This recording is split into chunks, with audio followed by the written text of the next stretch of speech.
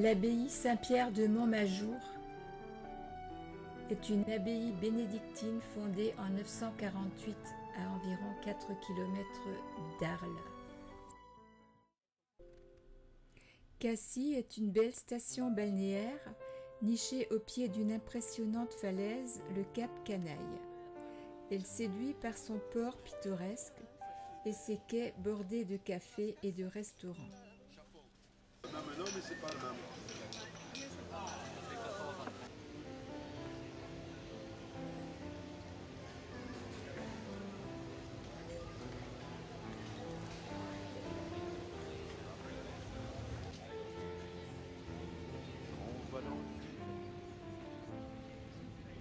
Nous quittons Cassis dans la brume.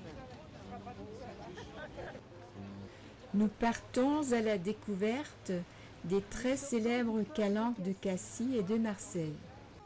Port-Miou, Port-Pin, Envaux, etc. Et 1,98, voilà, il part d'ici, côté Cassis, il attire des milliers de randonneurs, tous les jours qu'il en pointe. Grâce à son... Voilà, c'était la plus grande carrière de Cassis. Pourtant, à l'époque, on a connu jusqu'à 14 carrières de pierre. Voilà, c'était l'activité principale du village, l'extraction de la pierre. C'était exploité depuis l'époque des Romains déjà. C'était très diversifié. Vous avez aussi l'esplanade du Trocadéro à Paris, en surplomb de la Tour Eiffel, entièrement fait en pierre de Cassis. Une grande partie des berges du canal de Suez.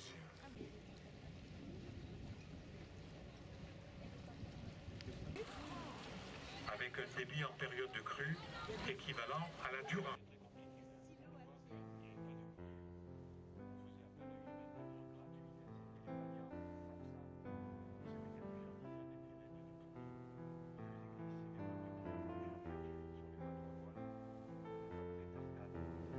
Alors l'herbier de Posidonie, c'est des plantes aquatiques qu'il y a au fond de l'eau. C'est pas des algues, c'est bien des plantes qui se sont adaptées au milieu marin il y a environ 10 000 ans, avec la remontée des eaux.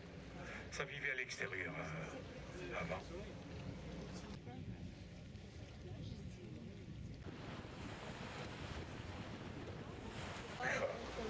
Voilà, Castor Buffa, il est né à Marseille. Il a passé toute son enfance ici. Et avant de partir sur Chamonix, c'est lui qui a gagné. La plus connue, elle est devant nous à droite. Alors regardez ce piton rocheux qui s'élève vers le ciel.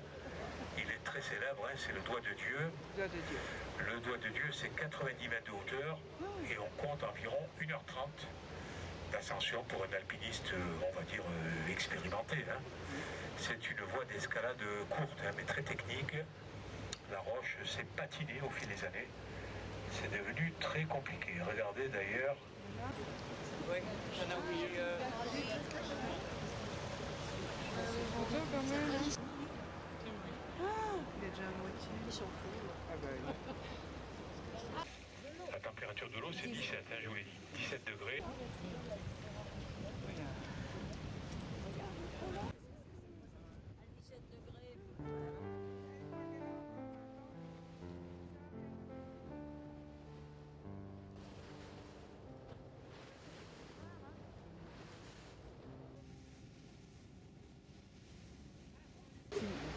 Il est fini, il est parti.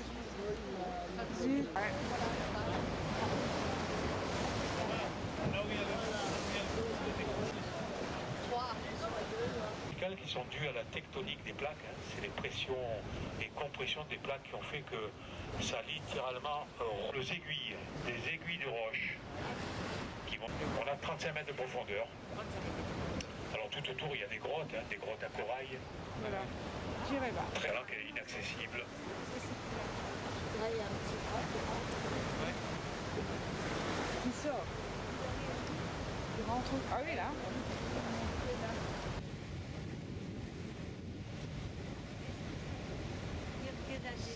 L'aiguille de l'Aïsadon, on va aller la voir de peu près, on va découvrir une faille à la rasée de l'eau, juste là à droite.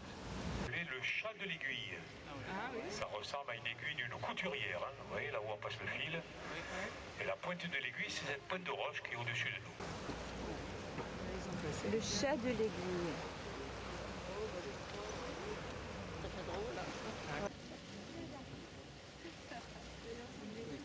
Monsieur Delon. qui sont vraiment très difficiles.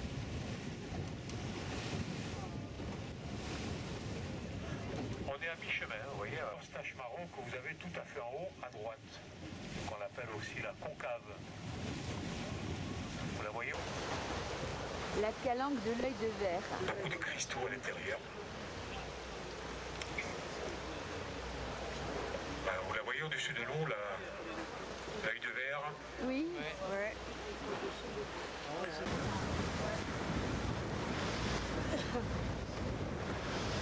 Cette calanque, c'est la première partie, elle est en deux parties. La faculté de Lumini qui se trouve à 1 heure de marche, derrière cette paroi. Oui, c'est un autre accès des calanques, côté Marseille. On va contourner cet îlot qui est juste là devant nous, ressemblant à un navire de la Marine nationale avec son kiosque au-dessus. Voilà, il a une histoire, ce torpilleur. On dit de lui que pendant la guerre, en 1944, les Alliés l'avaient entièrement recouvert de bâches pour faire croire aux Allemands qui étaient au large qu'il y avait donc ici un bateau de la Marine nationale française. C'est une histoire qu'on trouve sur Internet, vrai ou faux, j'en sais rien. Voilà, le torpilleur de Sugiton. Oui, donc, petite maisonnette qui n'existe pas sur le papier. C'est pas cadastré, on ne peut pas les vendre. Uniquement de la location transmise de famille en famille. Alors le deal qui a été passé avec l'État, c'est que le jour où une famille disparaît complètement, l'État reprend ses droits et fait détruire le cabanon. Et ça a été accepté comme ça par tout le monde. On est dans un parc national, il ne faut pas l'oublier. Parc national. Donc il fallait faire des concessions.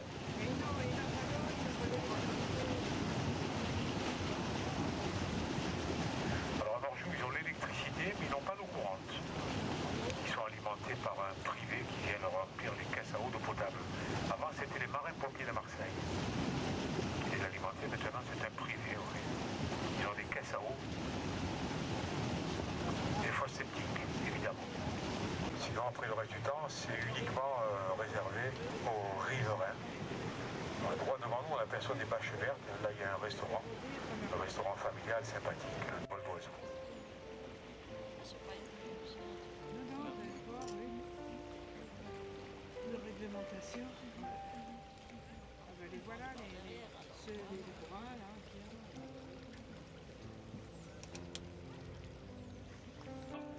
Mais ensuite, ils ont eu le privilège au fil des siècles, je dis bien des siècles, de les maçonner un petit peu. Les animaux de l'époque qui étaient décrits, des phoques, des pingouins, des mammouths. Et évidemment, c'était l'époque glaciaire. Le niveau de la mer se trouvait à 120 mètres plus bas.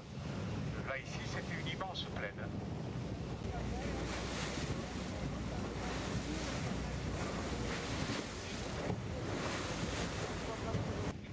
Ça, c'est l'anse de la Tritorie.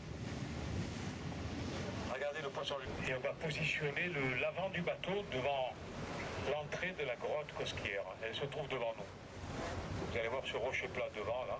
Le plan de ce rocher plat, Ouais. à 36 mètres de profondeur, Bah, dis donc. eh bien, vous avez l'entrée de la grotte Cosquière. Alors, je vous conseille vivement d'aller sur Internet et vous allez voir toutes les peintures qui se trouvent à l'intérieur. Mais il y a une porte qui ferme, ou quoi? Vraiment l'équivalent de Lascaux. Ouais. La même époque, 17 000 et 27 000 ans, deux époques différentes. Il doit y avoir des arbres.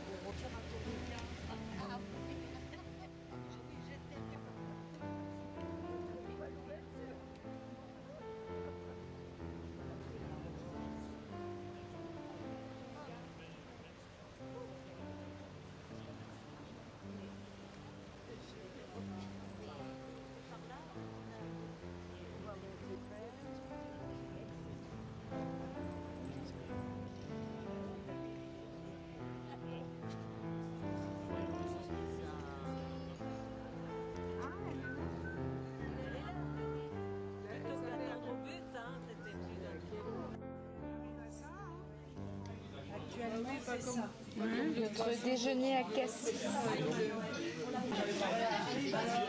Avec de la mozzarella panée, chaude. L'assiette de ceux qui ne mangent pas de mozzarella. Et pas les oignons, oui. L'assiette de ceux qui ne mangent ni tomates, ni poireaux, ni oignons. Sinon c'est enregistré. Se taire.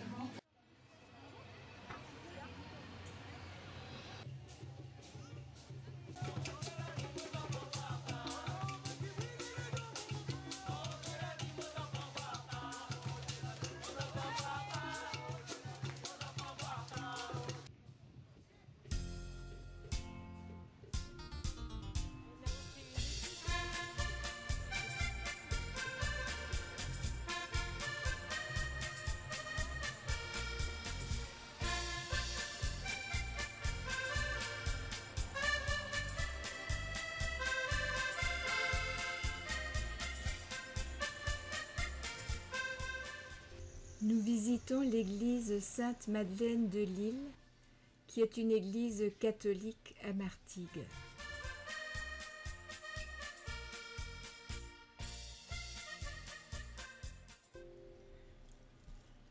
La petite ville de Martigues est également connue sous le surnom de Venise provençale. Elle s'étend sur les rives de l'étang de Berre et sur le canal de Caronte, qui relie l'étang de Berre à la mer.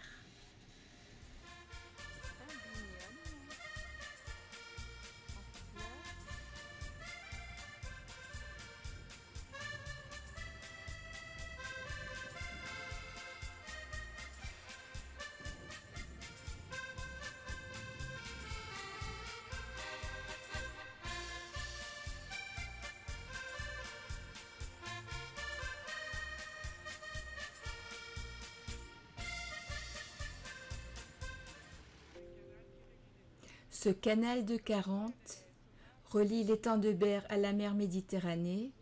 Il a été creusé par les légions romaines en -125 et mesure 6,5 km pour une largeur de 250 mètres.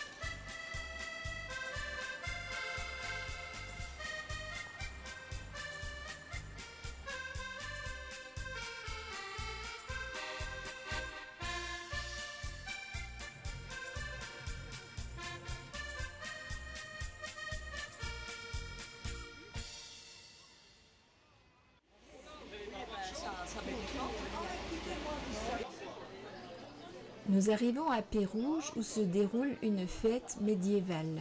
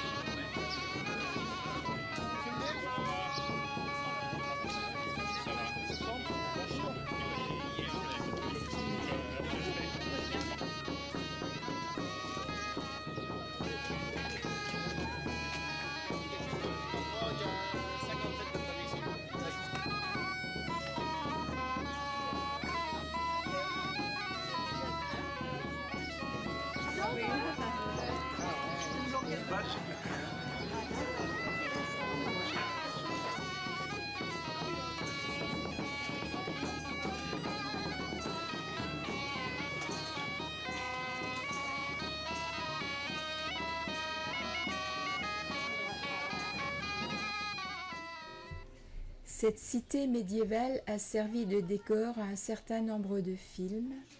L'hostellerie en particulier a été utilisée plusieurs fois pour des scènes se déroulant dans une auberge. On peut notamment citer les films suivants: Les Trois Mousquetaires, Mandrin, Monsieur Vincent,